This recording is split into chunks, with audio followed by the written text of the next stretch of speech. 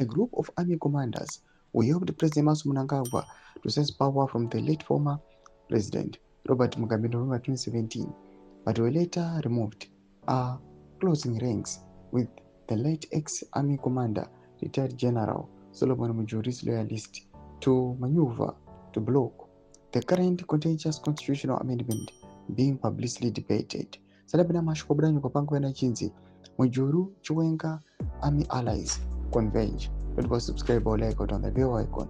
Tivina unamubranyo kwa mchinzi.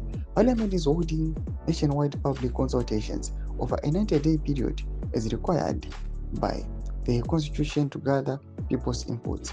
A former Zimbabwe Defense Forces commander told the news house, "What is happening now is that former army commanders who helped President Mnangagwa to come to power in November 2017, but were pegged later, they have found each other with the Mujuri's loyalists to form a coalition to oppose the constitutional amendments." Retired Air Vice Marshal Henry Muchena is echoing the voice of Mujuri allies who were removed. He is a former Mujuri ally before his death in 2011.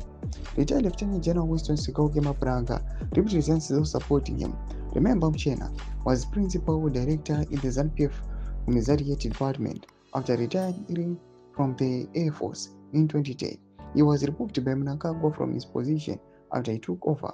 However, there are many other generals who were removed after 2017, mainly Vice President retired Constantino Chiwenga's allies, such as retired Lieutenant General Anselm Sanyatwe and the retired Lieutenant General Engelbert Rugeje.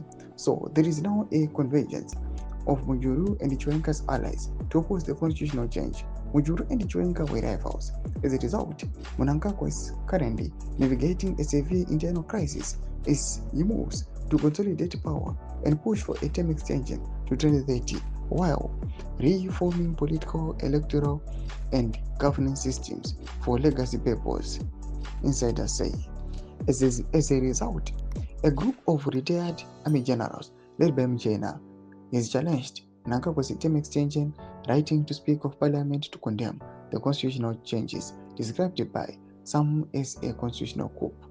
ZANU-PF is currently divided into two main warring factions, one pushing for 2030 agenda, supporting Mnangagwa, and the other backing Chiwenga, resisting it.